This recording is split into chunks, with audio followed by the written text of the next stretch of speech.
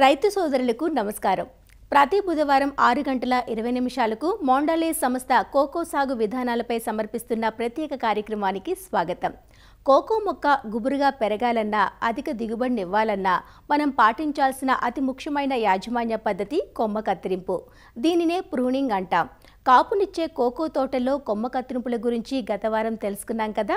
మొక్క నాటిన 3 ఏళ్లకు మొదటి ఫలసాయాన్ని ఇస్తుంది కాబట్టి అప్పటి వరకు మొక్కను గుబురు ఆకృతిలో పెరిగేలా శిక్షణనివ్వాలి. మరి లేత మొక్కల్లో ప్రూనింగ్ విధానం ఎలా చేపట్టాలో ఉత్తరాంధ్రకు చెందిన సంస్థ సాంకేతిక అధికారి జె విజయ్ కుమార్ నుంచి తెలుసుకుందాం. కోకో తోటల విషయానికి వచ్చినట్టయితే కొమ్మ కత్తిరింపు అనేది చాలా ముఖ్యమైన యాజమాన్య చర్యగా మనం భావించవచ్చు. కోకో చెట్టు దాని మనుగడ కోసం పక్కనున్న చెట్లతో ఉన్న పోటీ వల్ల విపరీతమైన ఆకులు కొమ్మలు ఏర్పరచుకోవడం అనేది జరుగుతుంది. దీనివల్ల ఆహారత అవసరత అనేది కూడా ఎక్కువగా ఉండి ఎక్కువగా ఆహారం తీసుకోవడము ఇది కూడా జరుగుతుంది. సరాసరిగా ఒక కోకకాయ తయారవ్వాలంటే చెట్టుకి 25 నుంచి 30 కాయల వరకు మనకు అవసరం అవుతాయి. ఈ విధంగా చూసినట్టయితే గుబురుగా పెరిగిన కోకో తోటలో సూర్యరశ్మి అనేది అన్ని ఆకుల మీద సరిగ్గా ప్రసరణ జరగక చెట్టు యొక్క ఆహార అవసరత అనేది తీరక వృధాగా మనం ఇచ్చిన పోషకాలని వృధా అవుతుంటాయి. దీన్ని దృష్టిలో ఉంచుకొని చెట్టు యొక్క ఎత్తుని అనవసరపు కొమ్మల్ని నియంత్రించి కట్ చేసే ప్రక్రియని మనం ప్రూనింగ్ అంటాము. ఈ కొమ్మ కత్తిరింపు అనేది లేత కోకో తోటల్లో లేత వయసు నుంచే మనం చేపట్టినట్టయితే చెట్టుకి ఆరంభ దశ నుంచే మంచి ఆకృతి సిమెట్రీ అనేది ఏర్పడి భవిష్యత్తులో తోటలోకి వెళ్ళి వ్యవసాయ పనులు చేసుకోవడానికి కానీ స్ప్రేయింగ్లు కానీ ఏదైనా చేసుకోవడానికి కాయ కోసుకోవడానికి కానీ వీటన్నిటి కూడా మనకి సులభంగా ఉంటుంది.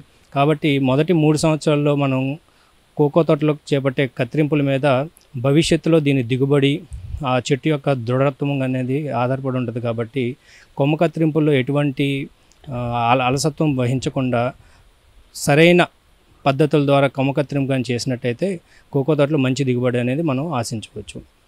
కోకో తోటలో పెరుగుదల అనేది కొంచెం విలక్షణంగా ఉంటుంది. మొక్క నాటిన తర్వాత 6 నుంచి 9 నెలల వరకు ఈ మొక్క అనేది నిటారుగా పెరుగుతుంది. 1 మీటర్ నుంచి 1.5 మీటర్ పెరిగిన తర్వాత 6 నుంచి 9 నెలల వయసులో ఆ చివర ఉన్న చిగురు అనేది రూపాంతరం చెంది 3 నుండి 5 కొమ్మలుగా విడిపోతుంది. ఈ 3 నుండి 5 కొమ్మలు విడిపోయిన తర్వాత అవి పక్క కొమ్మల్లాగా పెరుగుతుంటాయి. ఈ పక్కకు పెరిగిన కొమ్మల్ని మనము ఫ్యాన్ కొమ్మలు అంటాము. ఈ మొత్తం నిటారుగా పెరిగి పక్కకు వచ్చిన ఫ్యాన్ కొమ్మలు ఈ మొత్తం ఏర్పడిన ఒక స్ట్రక్చర్ని మనం జార్కెట్ అని కోకో చెట్లలో మనం చెప్పుకోవడం జరుగుతుంది. ఏదైనా కారణాల వల్ల ఈ చిగురు రూపాంతరం చెంది జార్కెట్ ఏర్పడే లోపు అధిక వేడి వల్ల కానీ ఏదైనా పురుగుల తాకిడి వల్ల కానీ ప్రధాన పంట అయిన కొబ్బరి ఆయిల్ పామ్ ఒక కొమ్మలు పడి కానీ ఏదైనా కారణాల వల్ల కానీ కొమ్మ విరిగిపోయినట్టయితే అధికంగా చుపాలను రావడం అనేది మనం కోకోలో గమనిస్తుంటాము. ఈ విధంగా వచ్చినట్టయితే ఒకటి కన్నా ఎక్కువగా ఉన్న కొమ్మల్లో నిటారుగా ఆరోగ్యంగా దృఢంగా పెరిగిన కొమ్మని మనం ఉంచుకొని మిగతా వాటిని తీసేయాలి. ఇలా చేయడం వల్ల ఈ పక్క కొమ్మలు బలం పంచుకొని మొక్క వీక్ అయిపోవడం మనం గమనిస్తుంటాం. కాబట్టి ఒక నిటారుగా ఉన్న ఒక కొమ్మనే పెంచుకొని దాన్ని మనం తర్వాత వాటికి ట్రైనింగ్ చేసుకోవాలి. ఈ కోకో తోటల్లో కత్తిరింపుల్లో ఫస్ట్ స్టార్టింగ్ 1 సంవత్సరం లోపు మనం చేసే దీన్నే ట్రైనింగ్ అంటాము. ఈ ట్రైనింగ్లో భాగంగా ఒకటే కొమ్మ ఒకటే గొడుగు వచ్చే విధంగా ఈ చెట్లను మనం ట్రైనింగ్ చేసుకోవాలి. ఆ తర్వాత 2వ సంవత్సరంలో దీనికి నిర్మాణాత్మక కత్తిరింపులు అంటాము. ఈ 2వ సంవత్సరము నిర్మాణాత్మక కత్తిరింపులలో భాగంగా కోకో మొక్క గొడుగు ఏర్పడిన తర్వాత పక్కటి కొమ్మలు చిన్నగా బలం చేకూరుకొని గొడుగు ఆకృతిలో ఏర్పడడం అనేది గమనిస్తూ ఉంటాము. ఈ పక్క కొమ్మల మీద కూడా సైడ్కి మళ్ళీ కొమ్మలు రావడం అనేది మనం గమనిస్తుంటాం. ఈ గొడుగు ఆవిర్భవించిన ప్రాంతం నుంచి ఒక 2 అడుగుల వరకు వచ్చే ఫ్యాన్ కొమ్మల మీద వచ్చే పక్కటి కొమ్మల్ని కూడా మనం తీసేయాలి. ఈ విధంగా తీసేయడం వల్ల చెట్టు గుబురుగా అవ్వకుండా ఉంటుంది.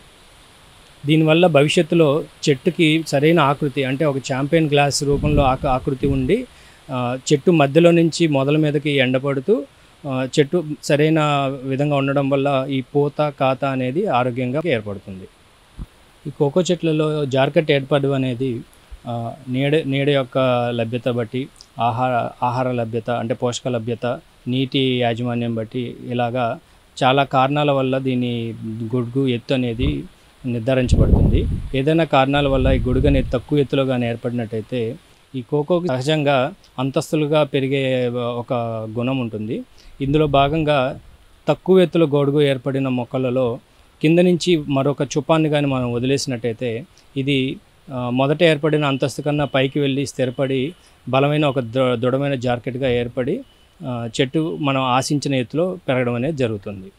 తక్కువ ఎత్తులో గొడుగులు వచ్చినట్టయితే రెండో అంతస్తుకి వదులుకుంటూ ఇలా చేసినట్టయితే మనం నాటుకున్న ప్రతి ఒక్క మొక్క కూడా ఒకే ఎత్తులోనూ ఒకే షేప్లోనూ ఉండి భవిష్యత్తులో మనకి వ్యవసాయ పనులకు కానీ స్ప్రేయింగ్లకు కానీ కాయకోతలకు కానీ మరి ఏ ఇతర పనులకైనా కానీ మనకు సులభంగా ఉంటుంది. ఈ విధంగా కోకో మొక్క నాటిన తర్వాత మొదటి సంవత్సరంలో ఎత్తు నియంత్రించుకునే విధంగా గొడుగు వచ్చే విధంగా కత్తిరింపులు చేపడుతూ రెండో సంవత్సరం వచ్చిన తర్వాత ఆ చెట్టు ఆకృతి అనేది సరిగ్గా వచ్చే విధంగా ఈ ఫ్యాన్ కొమ్మల్ని పక్కడి కొమ్మల్ని కట్ చేసుకుంటూ ఆకృతి వచ్చే విధంగా చేసినట్టయితే మనకి వ్యవసాయ పనులకు కానీ స్ప్రేయింగ్లకు కానీ కాయకోతలకు కానీ మరి ఏ ఇతర పనులకైనా కానీ మనకు సులభంగా ఉంటుంది. దీనివల్ల గాలి వెలుతురు ప్రసరణ అనేది బాగా జరిగి కాయకుళ్ళు తెగుళ్ళు రావడము పిందె పండిపోవడం అనేది కూడా మనకి తగ్గి మంచి దిగుబడులు పొందవచ్చు. కొమ్మ కత్తిరింపు చేయకపోతే చెట్లు ఎత్తుగా పెరిగిపోయి కాయ కోతతో సహా ఇతర వ్యవసాయ పనులన్నీ కష్టతరంగా మారతాయంటూ తన అనుభవాలు తెలియజేస్తున్నారు తూర్పుగోదావరి జిల్లా నల్లజర్లకు చెందిన రైతు మల్లారెడ్డి కిషోర్. ఆయిల్ పామ్ ఉండేది మీరు చూస్తున్న ఈ ల్యాండ్లో, అది 30 years అవటం వల్ల అది ఫీజిబుల్గా లేకపోవడంతో దాన్ని తీసేసి నేను కోకోనట్ వైపు యాక్చువల్గా ఇంట్రెస్ట్ అయ్యాను. కోకోనట్ వేసిన తర్వాత ఒక 3 years తర్వాత నేను మళ్ళీ ఇందులో కోకో వేయటం జరిగింది. కోకో గురించి నాకు పెద్దగా అవగాహన లేకపోయినా నాకు తెలిసినంత మట్టుకు ఫాలో అవుతూ 3 yearsలోనే మంచి రిజల్ట్ సాధించాను అనుకుంటున్నాను. మేము యాక్చువల్గా ఇందులో బాగా మెలకువలు ఏంటంటే 3 years లోపల ప్రూనింగ్ చాలా ఇంపార్టెంట్. ఆ జాకెట్స్ కట్ చేయటం అనేది చాలా ఇంపార్టెంట్. దాన్ని ఫాలో అవుతూ కంపెనీ వారి సహకారం అప్పుడప్పుడు తీసుకుంటూ మేము బాగానే ఎర్న్ చేయగలిగాం. 3 yearsలోనే ఈ మార్కెట్ ఉండటం వల్ల నేను ఎకరానికి 1 క్వింటాల్ దిగుబడి కూడా సాధించాం. ఈ కోకో 3 years లోపల ఈ గొడుగులు వస్తాయి కదా, ఆ గొడుగుల్ని సింగిల్గా ఉంచి డబల్ వచ్చిన దాన్ని మనం కట్ చేసుకుంటూ ఉండాలి. ఆ టైం ప్రకారం ప్రూనింగ్ చేయటం వల్ల ఆ చెట్టు గొడుగాకారం వచ్చి అది 30-40 సంవత్సరాల పైన ఉండాలి. కాబట్టి దాని ఆకృతి కరెక్ట్గా ఉంటే మనకి ఆ టైం వరకు మనకి ఎలా ఉండాలో ఎత్తుకు వెళ్ళకుండా అదే రేంజ్లో మెయింటైన్ అవుతుంది. ఈ గాలి తుఫాన్లు అవి వచ్చినప్పుడు కూడా ఈ చెట్లు అవి దెబ్బతినే ఆస్కారం ఉంటుంది. ఇప్పుడు మనం కరెక్ట్గా ప్రూనింగ్ చేసామనుకోండి, గొడుగులు అన్ని ఆకృతి అన్ని కరెక్ట్గా ఉంచుతూ ఈ కింద జార్కండ్స్ అవి కట్ చేసుకుంటూ ఉంటే ఈ తోటని ఇప్పటి నుంచి చేసిన పని లాంగ్ టర్మ్లో చాలా అవసరం. నేను కంపెనీ వారు చెప్పిన ప్రకారం అలా చేస్తూ నా తోటలో నేను అది కంపల్సరీ పాటిస్తూ వస్తున్నాను. దానివల్ల నాకు చాలా డెవలప్మెంట్స్ అన్నీ కూడా బాగా కనపడినాయి. నా తోటలో ఉన్న చెట్లన్నీ కూడా చాలా ఆరోగ్యకరంగా బాగున్నాయి. ఇంకొక ముఖ్యమైన విషయం, ఈ ప్రూనింగ్లో మనం మెలకువలు పాటించడం వలన సూర్యరశ్మి గాలి వెలుతురు అన్నీ సక్రమంగా ఉంటూ దానివల్ల ఈ పిందులు మాడిపోవటం అవి లేకుండా పోతాయి, కరెక్ట్ సమయానికి రావటం అన్నీ ఉంటాయండి. మన చెట్టు బాగా పైకి ఎదిగితే రేపొద్దున్న మనం కోసుకునేటువంటి ఫ్రూట్స్ అవి కూడా చాలా ఇబ్బందికరంగా ఉంటుంది. దానిచేత ప్రూనింగ్ చేయటం వల్ల కరెక్ట్ టైంలో ఆ గొడుగులన్నీ కరెక్ట్గా వదలటం వల్ల మనకు చాలా ఉపయోగం. దాన్ని పాటించుకోవటం చాలా అవసరం.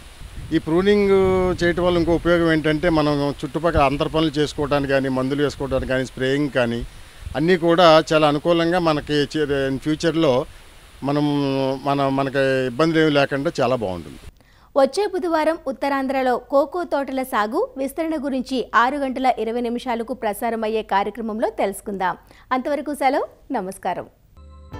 కోకో సాగుకు సంబంధించిన సాంకేతిక సలహాల కోసం అసిస్టెంట్ మేనేజర్ రవీంద్రరావును 9849787542 ఫోన్ నంబర్లో సంప్రదించగలరు.